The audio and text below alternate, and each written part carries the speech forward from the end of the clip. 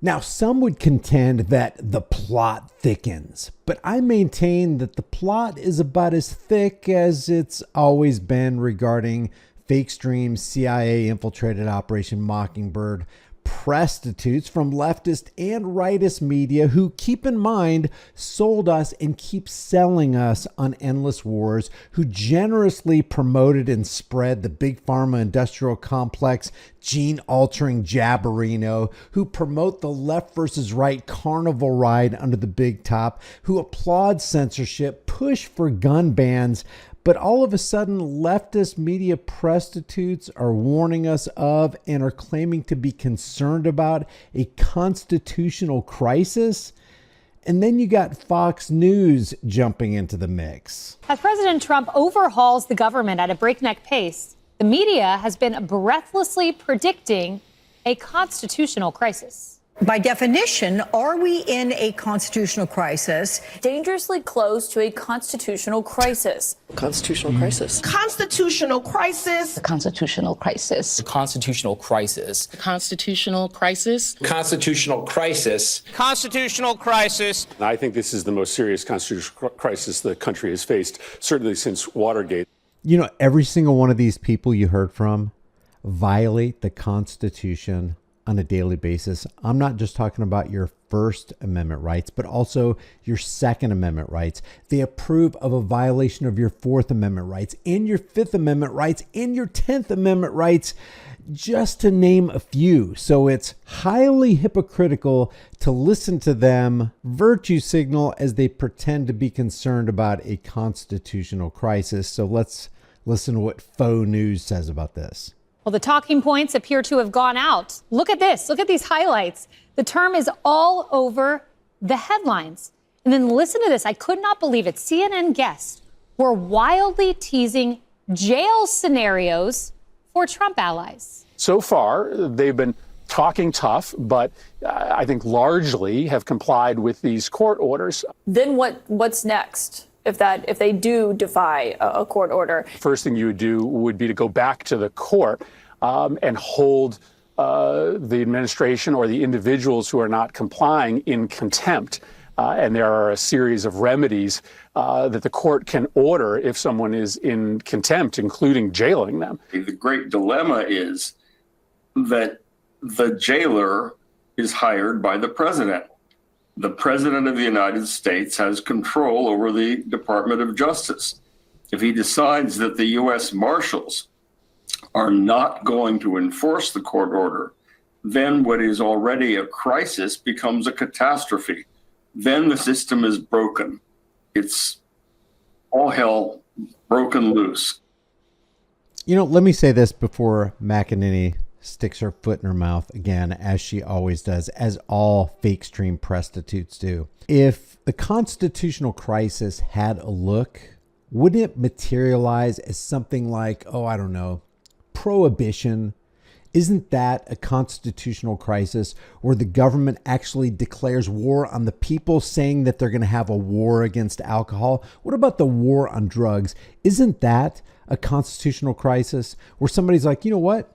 I'm going to take this Declaration of Independence thing seriously. I'm going to pursue life, liberty, and happiness in the way I do that. And I don't suggest anybody does this, but I take a little of that white powdery substance, or I take some of that burning plant matter every now and then, or fill in the blank. But the government comes along and they says, hey, you know what? We are going to declare a war on drugs. Public enemy number one is drug abuse and addiction, says Nixon. And yet it's not a war on burning plant matter. It's not a war on powdery substances. It's a war on people who want to use those things in their pursuit of life, liberty, and happiness. I would call that a constitutional crisis. I would call it a constitutional crisis when every single network got up there and said, there are weapons of mass destruction. We got to send the military. We have to have a 20-year-long war. We have to spend trillions of dollars so that we can keep the public safe. We know what Benjamin Franklin said.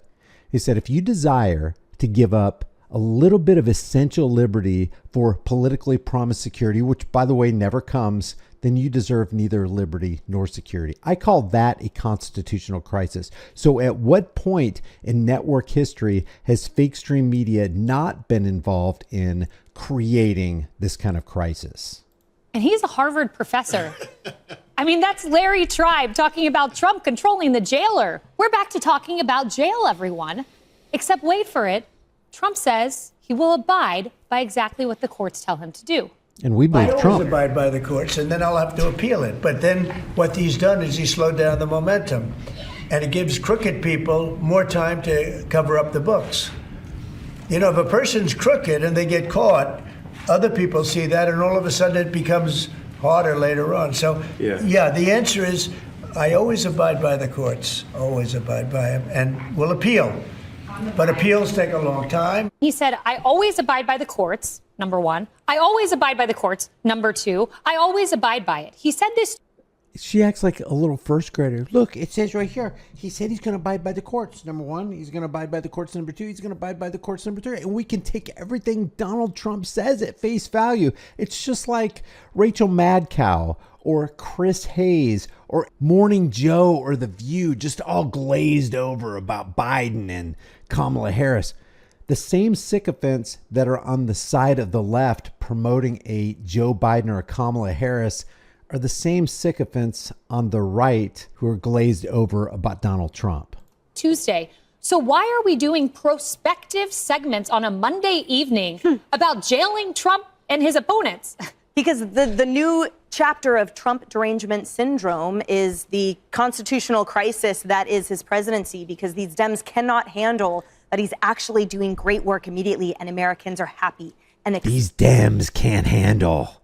There's the left versus right dog and pony show for you. These Dems just can't handle it. And on the left, you got these far right conservative Christians are Nazis. It's just insanity that we live in 2025 and people are still falling for this. They're still taking the bait. They're helping to sink the hook in even deeper. Cited.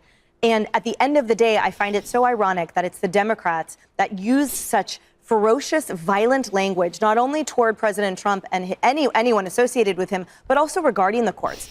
The president was prosecuted unfairly and frankly unconstitutionally on multiple fronts, and yet he always said, I will abide by what the courts decided. They always come back to that and never just stick with the facts. You know, we don't even know the behind the scenes. That could literally be just this glorified WWE dog and pony show, political circus and spectacle so that people can be thrown off.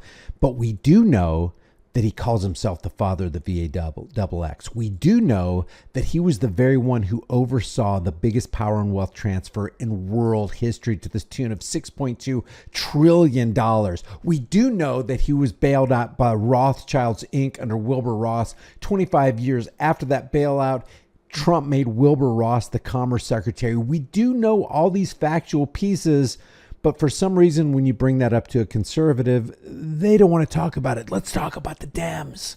And he pointed out corruption when he saw it, but he never once said, I will buck a judgment. And yet the Dems were saying that. The Dems are doxing judges. The Dems are Dems, constitutional crisis. I mean, there's always these buzzwords. We got to get into the control panel of the American people to pit them against the Dems. The Dems are doing the exact same thing. Oh yeah, that's going to make America great again. In that rhetoric. So to me, they can say what they want to each other. You know, constitutional crisis is the new 6'5" finance. But I'm a little tired of hearing their talking points disseminated, because at the end of the day, the thoughtful conversation that Americans want to have apparently is only on the right. And it's about where are our tax dollars going and how is our safety and security confirmed. So Trump said he'll abide by the courts. Well, let's remember what Biden and Obama said. It sounded a little different than abide by the courts. We are not just going to be waiting for legislation in order to make sure that we're providing Americans the kind of help that they need. I've got a pen and I've got a phone. Middle-class families can't wait for Republicans in Congress to do stuff. So sue me. Supreme Court blocked me from relieving student debt, but they didn't stop me.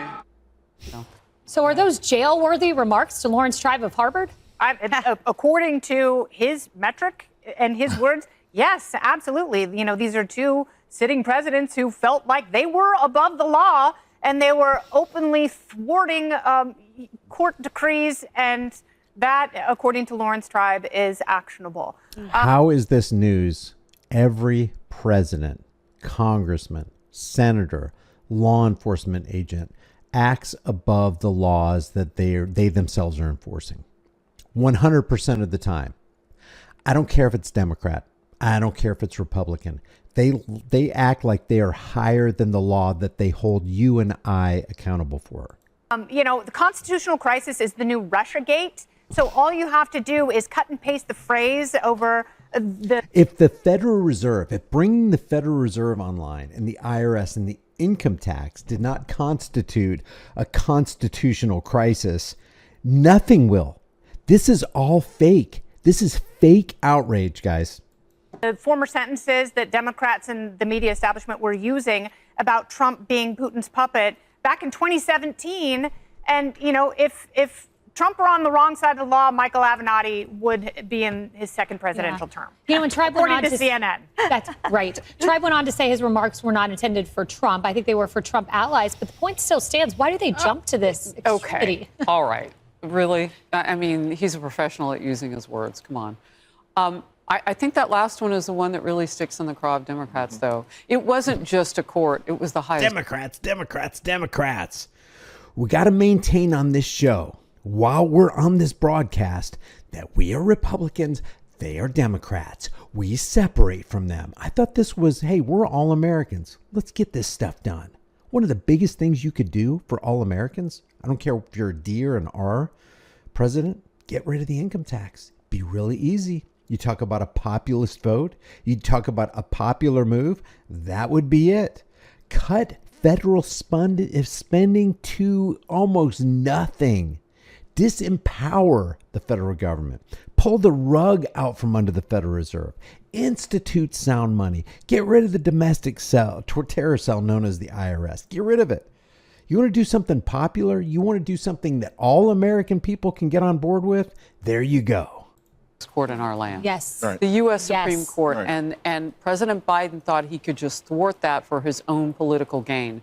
And he went back and forth, and then he wasn't on the ticket for presidential.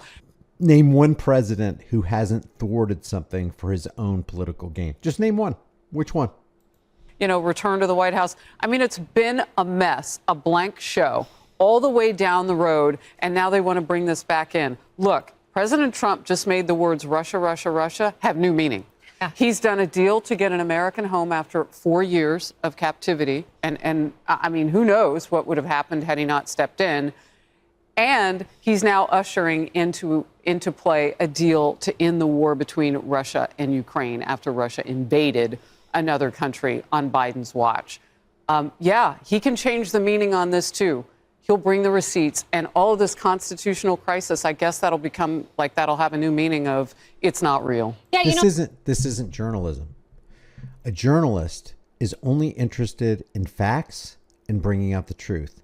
They aren't interested in taking a side, because once you take a side, you seal yourself into your own echo chamber and you've cemented yourself in your own cognitive dissonance, which is exactly what Fox News has done on the right, Newsmax and all them, and the Counterfeit News Network on the left, MSLSD or MSDNC on the left, NBC, ABC, Rolling Stone magazine. All of these people have solidified themselves in their own cognitive dissonance because they are so biased they can't see straight. And I'm not going to go any further with this, but let me just say, mainstream media and political parasites will never let a good crisis go to waste. Crises convert and transfer power and wealth to the few at the expense of the many.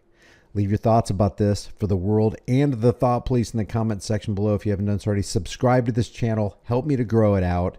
Become a channel member. Grab a shirt. Like this video. Share this video with everybody you know on every platform you can, because we've got to expose the left versus right paradigm lie. That's the only way we make it out of this mess, because the government is getting bigger and bigger and bigger with every administration. The national debt keeps growing.